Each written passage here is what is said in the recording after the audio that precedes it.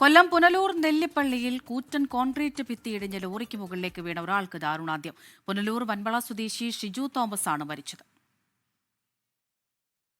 ഞാൻ അങ്ങോട്ട് നടന്നു ചെന്നപ്പോൾ എൻ്റെ അവർ പറയാം ഇതുകൊണ്ട് എന്തോടെ ഭയങ്കര പൊടിപടലം പോലെ. അപ്പോൾ ഇത് മറിയുമോ, തിരിഞ്ഞു നോക്കിയപ്പോഴത്തേക്ക് മതിലിടിഞ്ഞ് മൊത്തത്തി. അങ്ങനെ തന്നെ ഞാൻ പറഞ്ഞു ഇതുപോലെ എൻ്റെ കൂടെ നിൽക്കുന്ന പെയിൻറ്റർ വണ്ടിക്കകത്ത് തിരുപ്പുണ്ട്, അത് വേറെ എങ്ങും പോയിട്ടില്ല, വണ്ടി ഈ ടൈലറിൻ്റെ തിരുപ്പുണ്ടെന്ന് പറഞ്ഞു. ഷിജു എന്നാ പേര്. സർക്കാരിൻ്റെ ഭാഗത്തു നിന്ന് എല്ലാ സഹായങ്ങളും ഉണ്ടാകണമെന്നുള്ള അഭ്യർത്ഥന വെച്ചിട്ടുണ്ട്. തുടർന്ന് വരുന്ന ദിവസങ്ങളിൽ ആവശ്യമായിട്ടുള്ള നടപടി നടക്കും. നാളെ തന്നെ ഇതിനാവശ്യമായിട്ടുള്ള പോസ്റ്റ്മോർട്ടം മറ്റു കാര്യങ്ങൾ ചെയ്യുന്നതിനുള്ള പൈസ ഗവൺമെൻറ്റിൻ്റെ ഭാഗത്ത് നിന്ന് കൊടുക്കാമെന്ന് പറഞ്ഞിട്ടുണ്ട്. തുടർന്ന് എങ്ങനെ വേണമെന്നുള്ളത് കൂട്ടായിട്ട് ആലോചിച്ച് ആവശ്യമായിട്ടുള്ള നടപടി നമുക്ക് നടത്താൻ കഴിയും.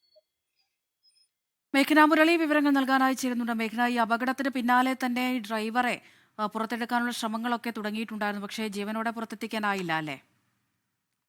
അതെ അമൃത, വൈകുന്നേരം മുതൽ പ്രദേശത്ത് കനത്ത മഴ തുടരുന്നുണ്ടായിരുന്നു. അതിന് ഇടയിലാണ് നെല്ലിപ്പടിയിൽ ഈ അപകടം ഉണ്ടാകുന്നത്. സർവീസ് സ്റ്റേഷന് സമീപത്തെ കോൺക്രീറ്റ് മതിൽ ഇടിഞ്ഞു വീഴുകയായിരുന്നു.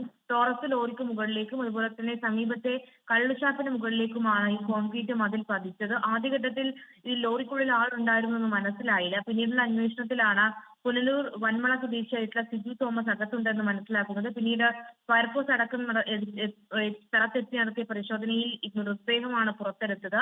42 വയസ്സാണ് മരിച്ച പുനലൂർ സ്വദേശിയായിട്ടുള്ള ഷിജു തോമസിന്റെ പ്രായം. മൃതദേഹം പുനലൂർ താലൂക്ക് ആശുപത്രിയിലേക്ക് നിലവിൽ മാറ്റിയിട്ടുണ്ട്. ഇത് വാഹനത്തിന്റെ മുകളിലേക്കാണ് ഈ വലിയ കോൺക്രീറ്റ് ഭിത്തി മതിൽ തകർന്നു വീണത് എന്നുള്ളതാണ്. കനത്ത മഴയെ തുടർന്നാണ് ഈ അപകടം ഉണ്ടായത്. ശരി, മേഘന മുരളിയാണ് വിവരങ്ങൾ നൽകിയത്.